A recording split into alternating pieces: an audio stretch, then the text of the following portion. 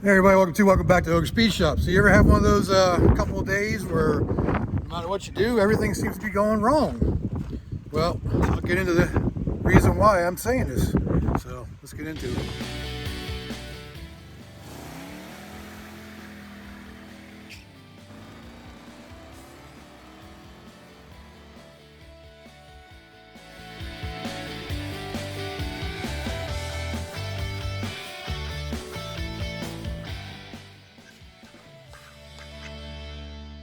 So I just finished up doing the last motor mount on the Lexus, and when we were in town this morning, the truck started making some noises.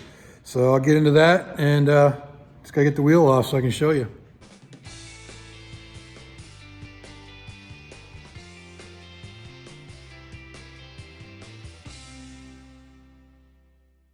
So yeah, we're in the town today, getting some parts for the Lexus, and all of a sudden I started hearing squeaking noises. You hear that? Sounds to me like my freaking caliper went bad again. This will be the third one or second one in a year. So, I don't know. That thing's stuck though. Ugh. Yeah, fun times. I got a feeling this freaking caliper is sticking again. But if you look back here,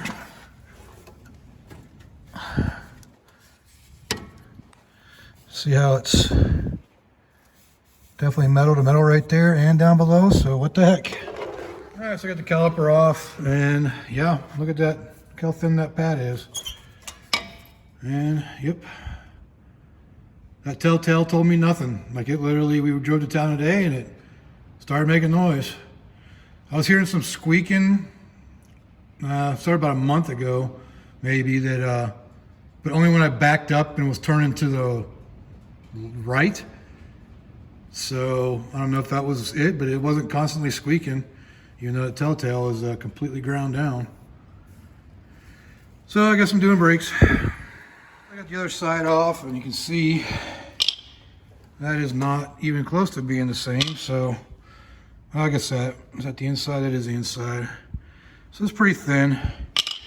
So I guess it's just time. So apparently these things only last about a year and a half. But I was worried about the piston sticking, but when I compressed it, it compressed real simple, real easy, real smooth, so I don't think that's a problem. I think maybe just because it was extended so far, it was sticking and not allowing me to spin the wheel. But bearings still feel good. Those are Timkins.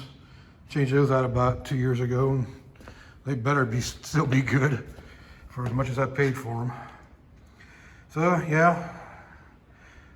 I'm gonna decide whether I'm just gonna do some cheap brake pads for now, because it's a bad time. It's, you know, payday's 2 weeks away still, and I spent my budget already on this thing because I had to replace that hose.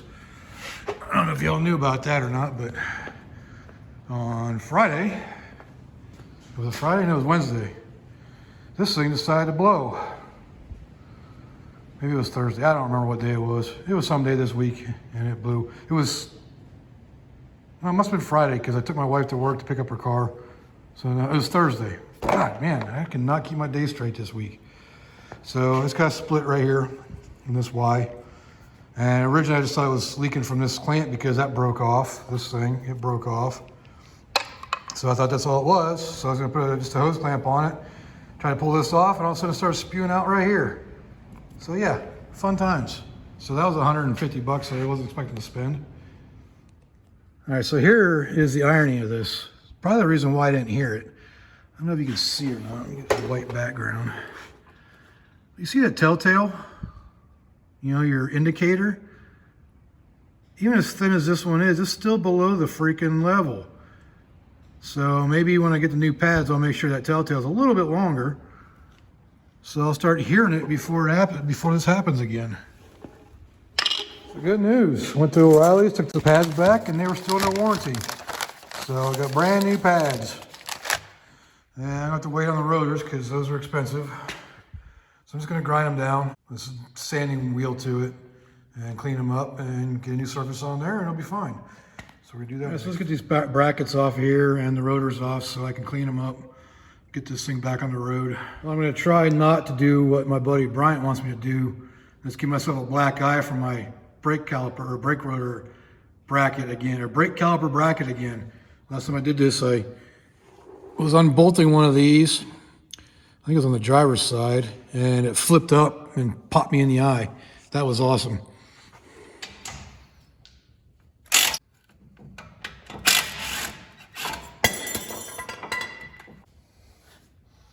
Yeah, those are still good to go because I cleaned those and re-lubed them less than 2 years ago.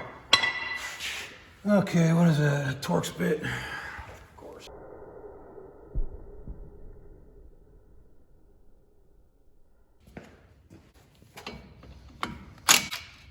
So that's how you know. It hasn't been that long since you've been off. That came right off. So I'm gonna go ahead and clean these rotors up, just using a little air grinder with some I think 60 grit sanding discs. I know this isn't the best way to do it. You should always have them turned down or replaced. So that's what I'm gonna do for now until I can replace them.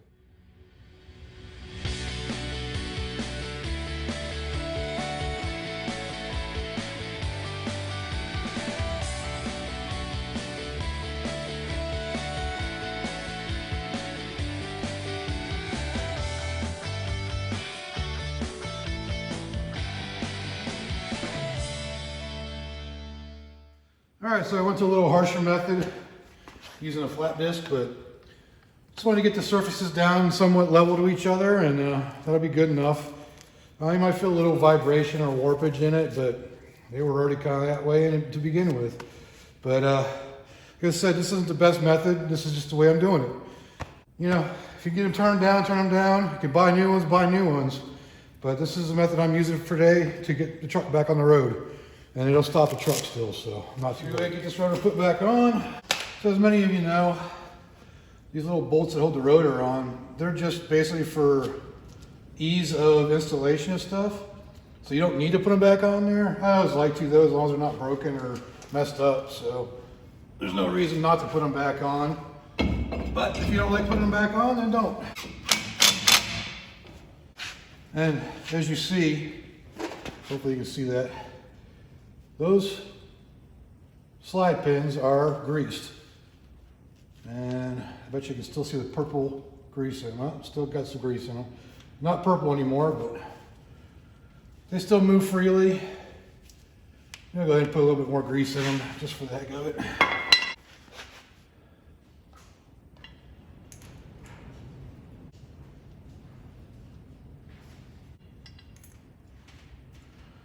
You can see that those things are sliding fine even without re-greasing them. But it's a good habit to grease those slide pins every time you do brakes. I usually like to put a little drop of like blue Loctite on there.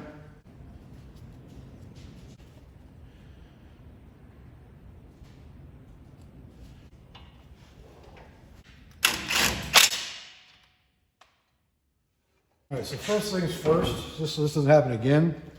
I don't know how well you can see this or not, but see the telltale, how it doesn't really, well, I guess one's sticking out a little bit further than the last pair. So I might just bend that in a little bit further.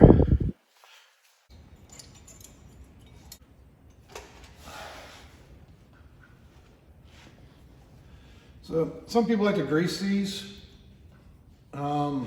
Where I'm at, I don't think I really have to worry about it so much. It's not gonna rust. And if they slide in there smoothly as is, and they move around, I think they're fine.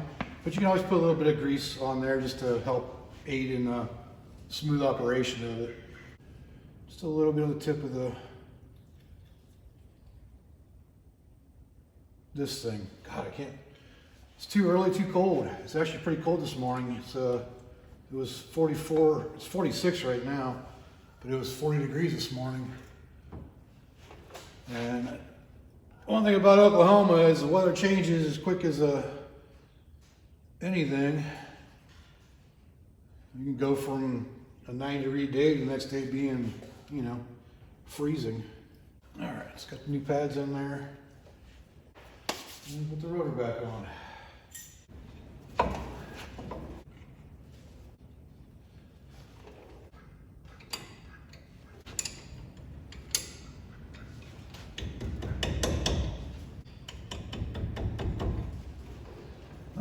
that's one side done. All right, so I'm going to show you the way I compress brakes. Now, I don't have the tool. I mean, I used to have one, but it broke, so just haven't got a new one. So I'm using good old-fashioned C-clamp method. But what I do, and I know a lot of people just press it and do it and whatever, if they're planning on like redoing the, like flushing the fluid. But the way I like to do it so I don't push any old fluid back up through into the master cylinder is I actually open the bleeder.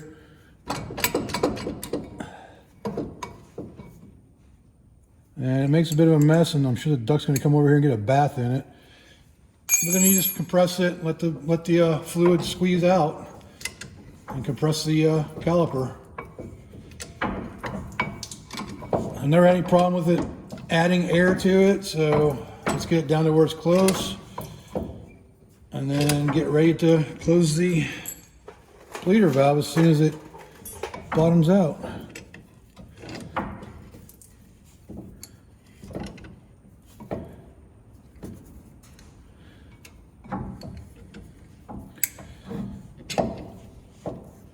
Just like that, and done. That way you're not introducing all that old fluid back into your master cylinder, back into the system, or ABS, or anything like that. So it's always worked good for me, and I know a lot of my friends use the same method. In fact, a buddy of mine is the one who taught me this method.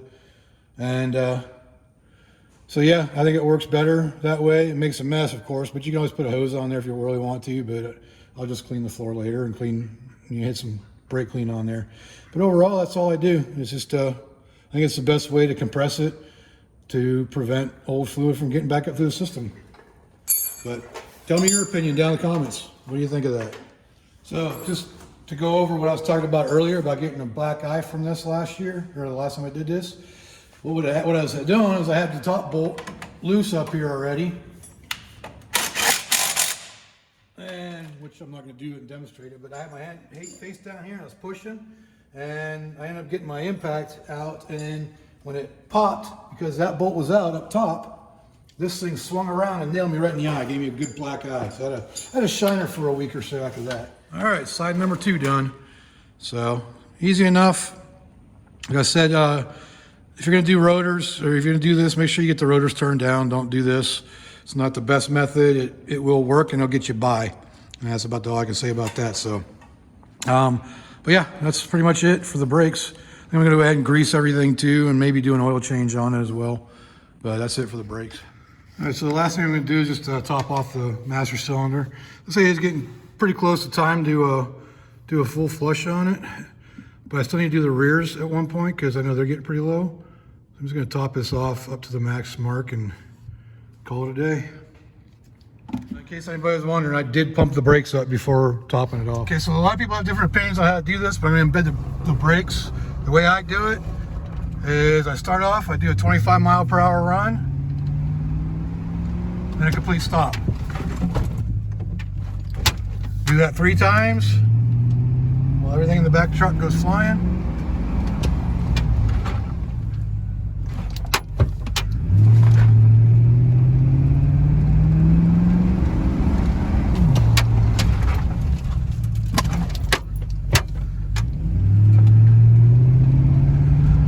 And do 1 to 55 to a complete stop.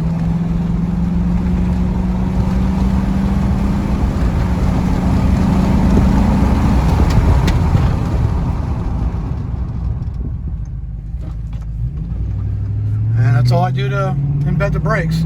So I know there's differing opinions on how to do that. That's just the way I do it. It's the way I've always done it. It's always worked. So, you know, do it the way you want to do it. It's up to you. That's the way I do it. All right, well, that does this for the dime store brake job on the truck. Like I said, as soon as I get paid, I'm going to do some new rotors on it as well. But so if you like this video, go ahead and leave a like down there. Leave me a comment. Let me know what I can do better, and you know, bring all the criticisms as well. You know, why not?